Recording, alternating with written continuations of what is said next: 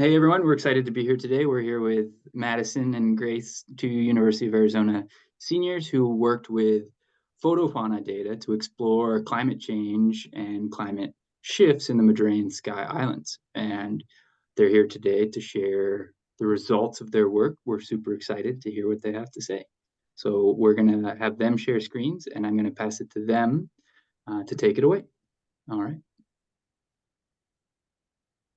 Right. I will share my screen real quick here. Great.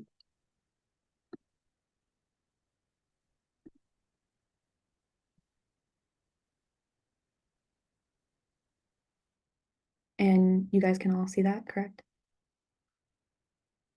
Perfect. Awesome. All right.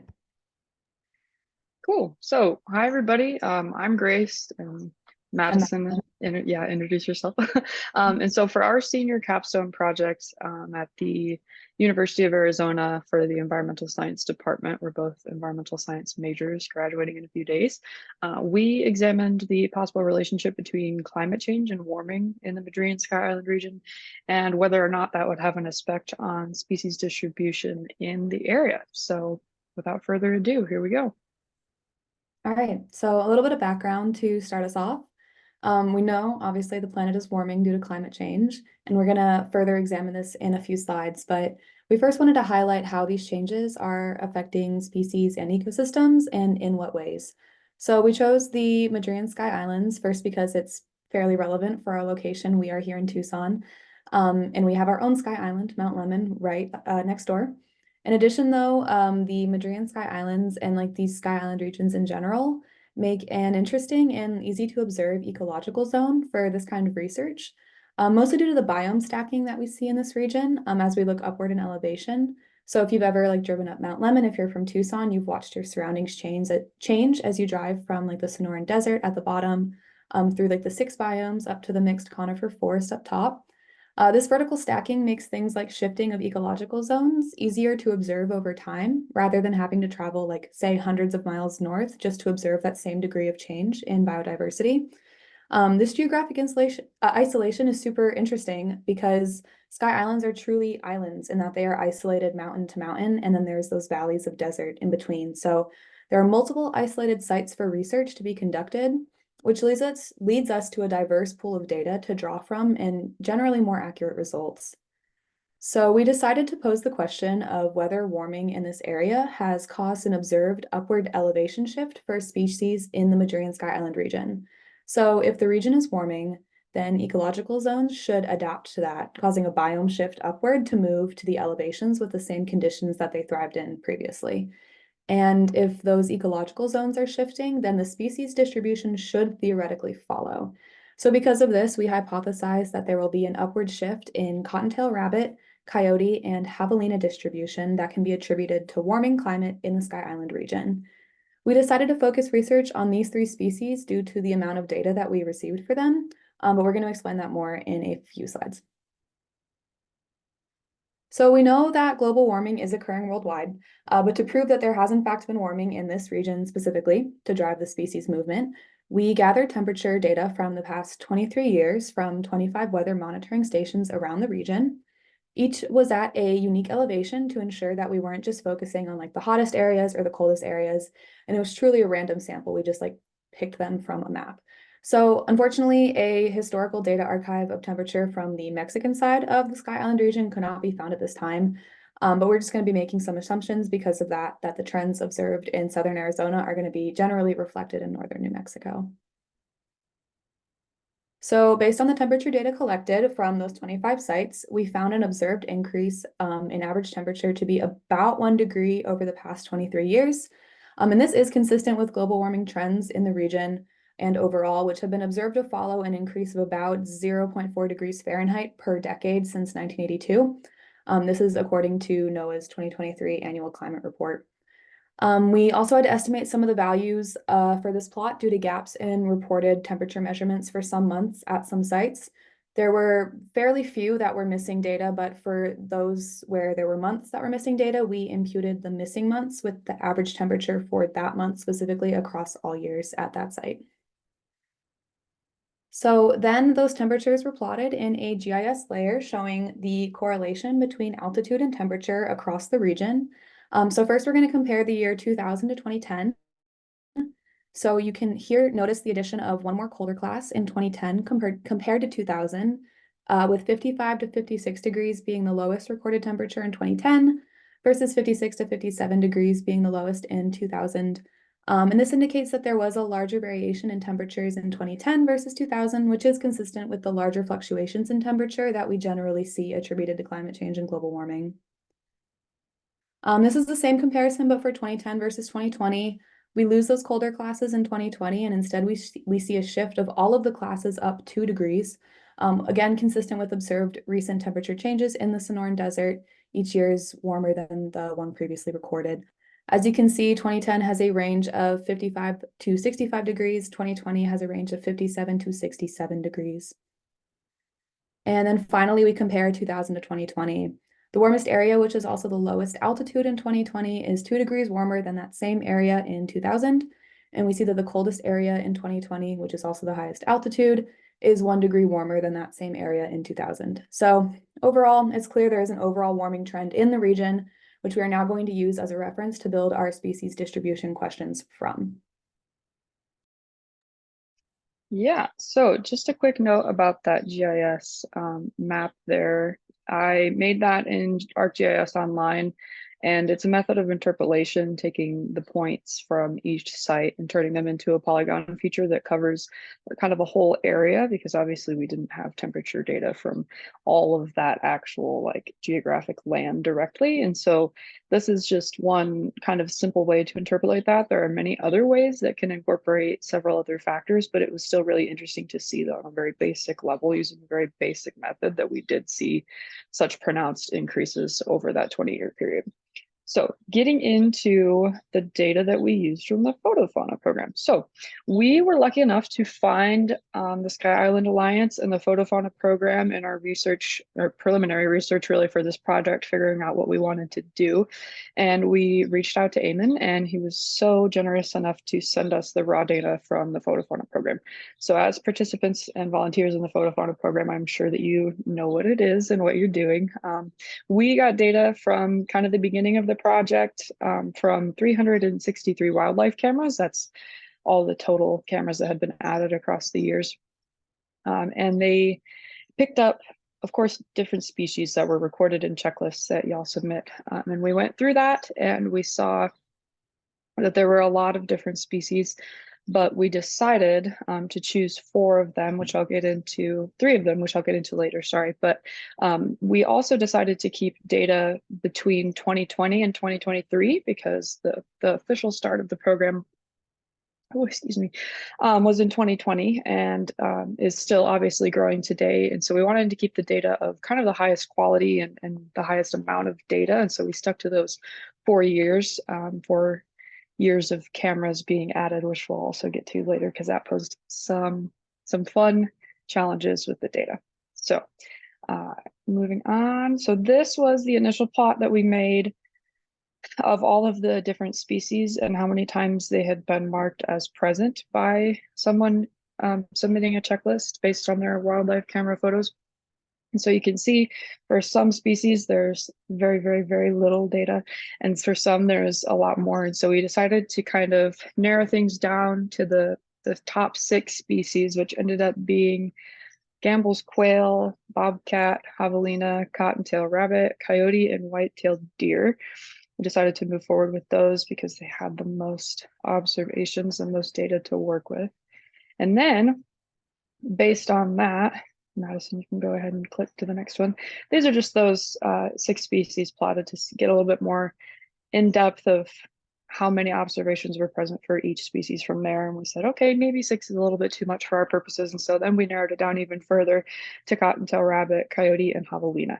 So the next slide shows just kind of the raw presence observation data for those 3 species across the 4 years that we chose. And you can see that given the fact that there were very few cameras in the beginning of the program in 2020, that the observations for those years, those species for those years, are pretty low in comparison to the years following. And we realized that that was skewing the actual results of the data, because if you have a fewer number of cameras, you have automatically a fewer number of possible observations. And then as more cameras are added, there's more chances for something to be seen. And so this upward trend that you see in that really big jump from 2020 to 2021 especially is an artifact of the number of cameras growing and more people participating in the program. So we wanted to see if we could normalize the data to get rid of that and see if we could see any actual trends in the data. So that is this plot. You can see that there's a little bit more of an expected trend in the observations for each of the species. You can see cottontails have just, I guess, had a really great past couple 4 years in their at least observations, and you can kind of make conclusions about population from that based on where the observations were made. But they've been increasing over the past 4 years, which is kind of expected for cottontails. They don't have a lot of problems reproducing usually. And then for coyote, you can see that in 2020, which was a year, coincidentally enough, not coincidentally really, that had not great monsoon, that the population or the observed presence takes a dip in 2021 because their population could have possibly rebounded from that year of not so great monsoon.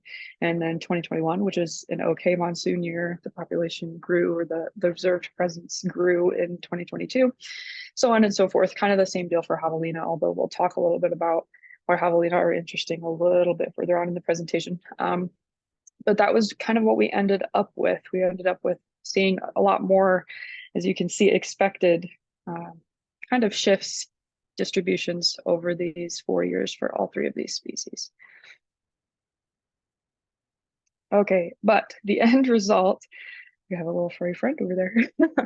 The end result of this, and basically what ties into our hypothesis and what we were aiming to get at with looking at the weather data and looking at this data, was whether or not we saw an increase in the altitude of where these species were seen. So are these species being seen more at higher altitudes now in like more recent times versus previous times? And having data that really only goes back 4 years kind of makes this challenging, because species distribution shifts are usually something that is looked at over decades and decades of research and available data. But because this is what we had, we decided to just go with it and see if we could see anything.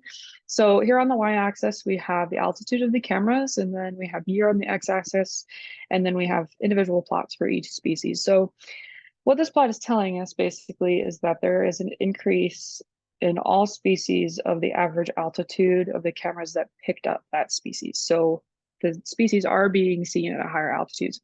However, as we've talked about before, adding new cameras on each year and throughout the year is possibly the reason why we're seeing this increase, because there's a chance that the new cameras are being added at higher altitudes, and as more cameras are added, they're shifting that upward, just kind of an artifact of where the cameras are geographically. So it might not be that the species themselves are being seen at higher altitudes, is just that the cameras are being added there.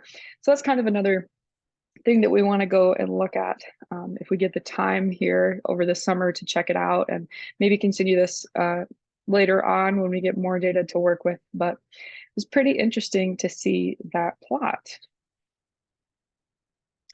All right, so we saw earlier the interpolated temperature plots from the Weather Service data. Basically, what I did is I used ArcGIS, which is an Esri product, if you're familiar at all with GIS, but it's a Geographic Information Systems is GIS. And we input the data, and then we used different layers to interpolate the temperature with those points, but we also just used that to compare the points and where the cameras are and where species have been observed with how the Sky Islands look on a map, and see if there is any notable shift that we could see. So this first slide we have here is 4 different panels, one representing each of the 4 years that we chose. I should note that this data is not normalized. So if you see a greater number of points as we go from 2020 all the way through to 2023, that is another artifact of adding more cameras. But we were looking mainly at where the observations are, just kind of clumped in general, of course, which could also mean that more cameras are being added there, but that's beside the point right now. So from 2020 to 2021, we see that there's about the same range of species presence. We see to 2022 that it's kind of less concentrated in kind of the upper middle area. And then in 2023, it's a bit more dispersed. So you're seeing a few more towards the southern border of Arizona, just kind of an interesting way to view the data and see where the cottontail rabbit population might be focused during one year. And now we're looking at the same kind of plots for coyote.